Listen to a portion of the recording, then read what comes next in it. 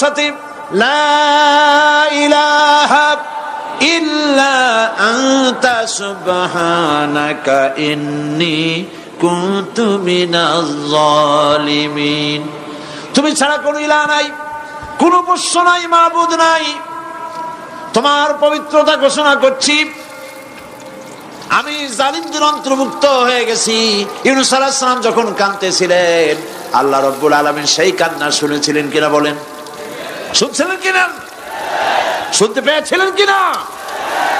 পানির ভিতরে কেউ শোনে নাই, মাছের পেটের ভিতরে ইউনূস আলাইহিস সালাম কিভাবে চিৎকার করছেন, মাছের পেটের ভিতরের আওয়াজ পানির ভিতরে কেউ শোনে নাই, জমিনের কেউ শোনে নাই, অন্তরিক্ষে কেউ শোনে নাই, সাত আকাশের ভিতরে কেউ শোনে নাই, কিন্তু আরশে আজিমের মালিক আল্লাহ রাব্বুল আলামিন শুনতে পেয়েছেন। সঙ্গে সঙ্গে রব্বুল আলামিন জবাব দিলেন, ফাস্তাজাবনা লাহু ওয়া নাজ্জাইনাহু মিনাল গাম্মি ওয়া কাযালিকা নুনজিল মুমিনিন। পড়েন, ফাস্তাজাবনা লাহু ওয়া নাজ্জাইনাহু মিনাল গাম্মি ওয়া কাযালিকা নুনজিল মুমিনিন।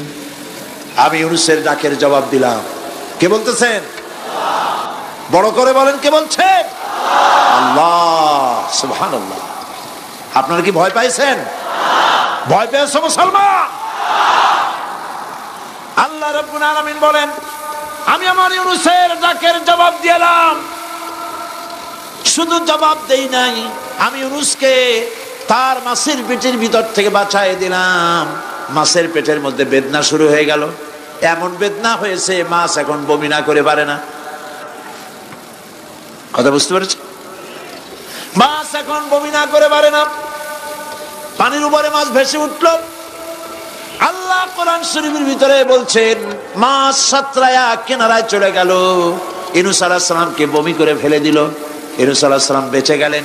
আল্লাহ পাক বলেন, শুধু ইউনূসকে বাঁচাইলাম না, বরং আমি সকলের জন্য আশার বাণী শোনাই, শোনো মুমিনেরা, ওয়া কাযালিকা নুনজিল মুমিনিন।